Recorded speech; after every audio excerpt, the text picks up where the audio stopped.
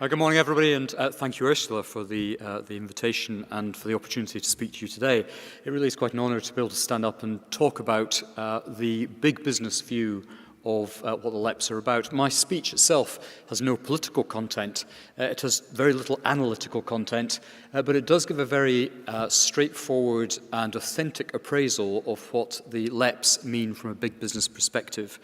BAE Systems is unusual, maybe unique, I don't know, but certainly unusual in that we have the opportunity to celebrate a relationship with 4 LEPs. Lancashire, where we're working to support the development of the enterprise zones at Warton and Salisbury. Humber, where our Brough site is adjacent to the Green Park Corridor Enterprise Zone. And we're also working with the LEPs in Cumbria and Solent. All 4 are represented here today. And I have to admire the fact you didn't give a little cheer from your individual tables as I mentioned the LEPs. But I thought I would highlight some of the common themes that we pick up working with each of the LEPs and why we think it's important to have that relationship. Indeed, I hope to convey why I think that LEPs give a fantastic business opportunity to do things differently and get involved in shaping the business environment around us. But first of all, let me tell you a bit about BAE Systems so you can understand the context of the comments they're going to make. Well, as briefly described in the introduction, we provide defence and security solutions across land, sea and air and cyberspace for the UK Armed Forces and for some 40 customers worldwide. And our company today employs some 82,500 people worldwide, including 30,000 or more in the UK, of which over 70% are classified as highly skilled. And we have a national turnover of around £8 billion and some 50 sites in the UK and a very large UK-based supply chain. We deliver those essential capabilities to the armed forces with programs that you might recognise, such as Eurofighter Typhoon, the Astute-class submarine, and we're particularly proud of our current involvement in the design and construction of the new class of aircraft carriers, the Queen Elizabeth class of aircraft carriers, which are currently being put together.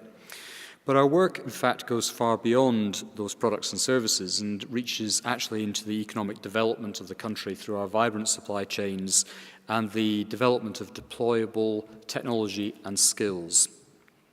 Annually, our business contributes some £8 billion to the national economy, and we spend around £4 billion with our UK supply chain, some 7,000 companies across the UK, 2,500 of which are SMEs.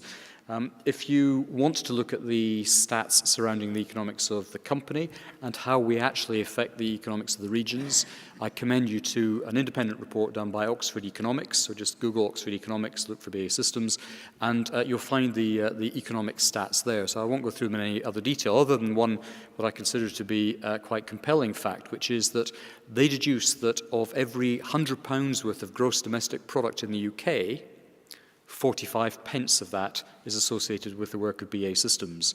So we recognise we have an important part to play and we feel that responsibility very keenly.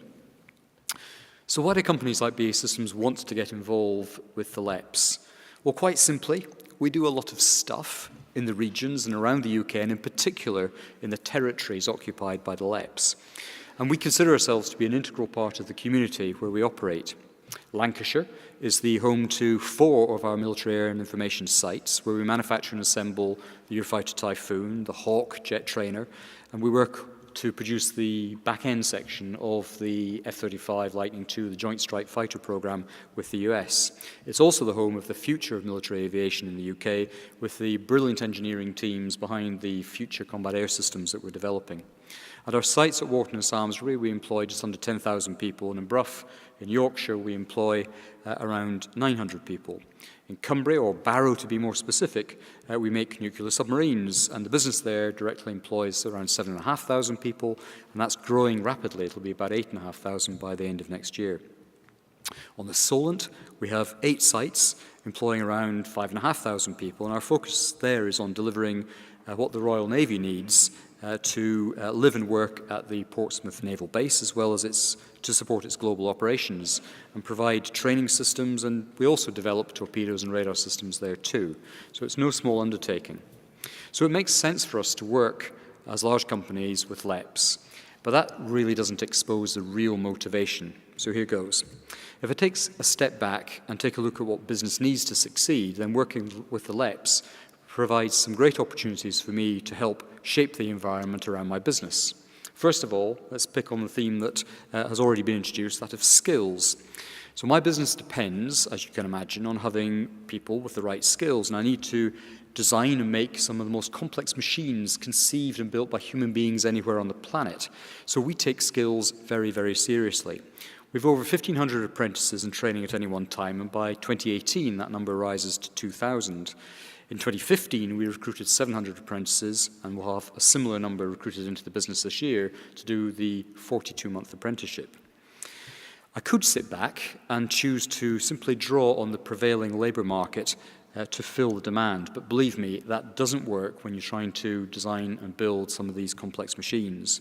So instead, I take advantage of the fact that BAE Systems and the LEPs share a common view about attracting skilled people into work and sustaining high-skilled jobs.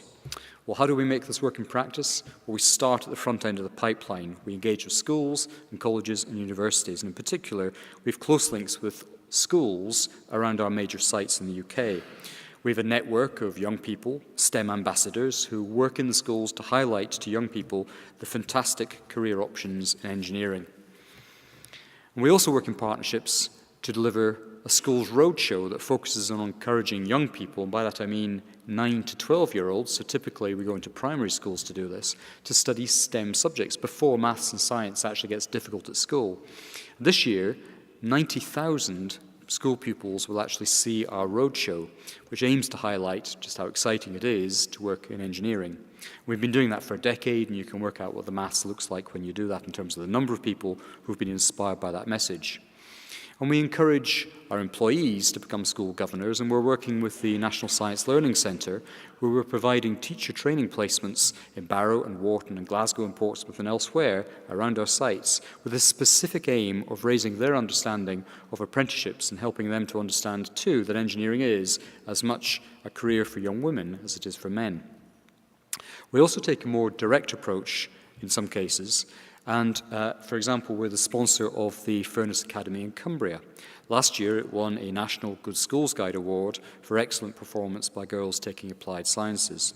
In Portsmouth, we're working with the Royal Navy and Portsmouth's new University Technical College. The LEPs and their partners recognise this type of demand from business, and we're seeing really positive changes from higher education providers. They want to understand what business needs. They're prepared to change their learning and education offerings to better prepare young people for their future working life.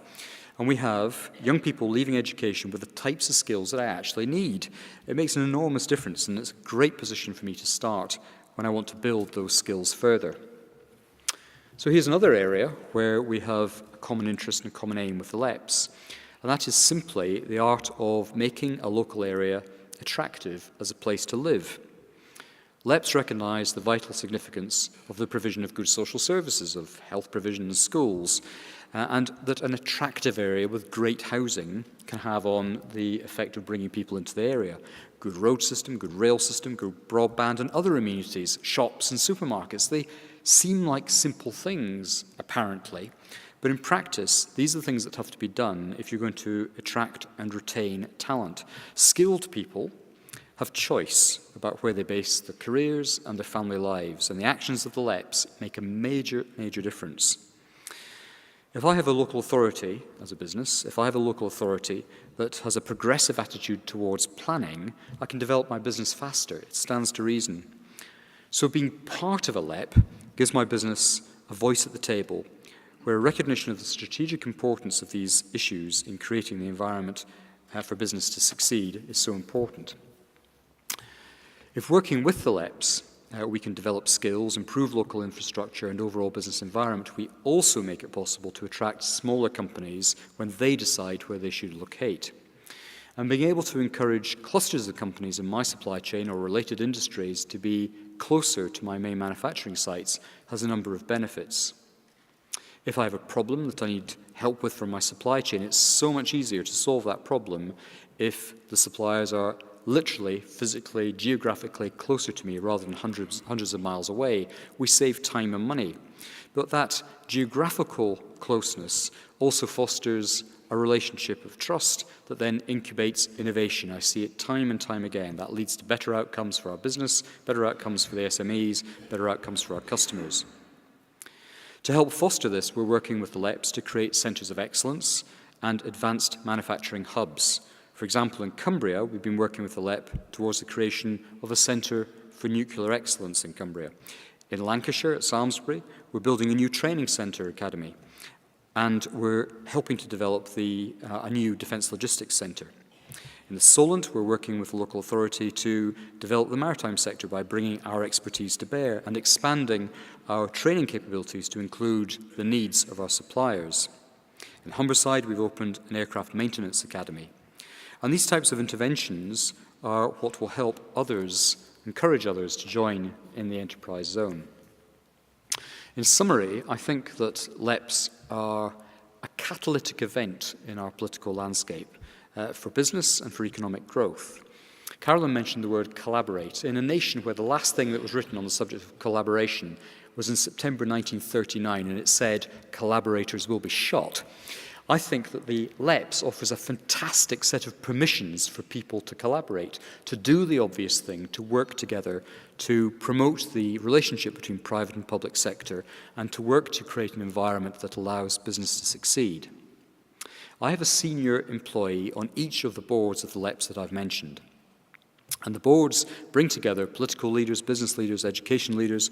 I see to some form of essentially social partnership that has the potential to bring and does bring that great mix of skills and experience and vantage points that galvanize a team together around a common goal. As an aside, it's also a great development opportunity for those senior execs because they get involved in a range of issues they wouldn't normally have the opportunity to contribute to. And as a result, they grow, they learn, they think and they act differently. The LEP model, for me, demonstrates how business and local authorities can work together in partnership for mutual benefit. The LEPs really do represent a huge business opportunity and a vector for local economic growth as a result. And I think, as our company does, we should all embrace that opportunity. Thank you very much.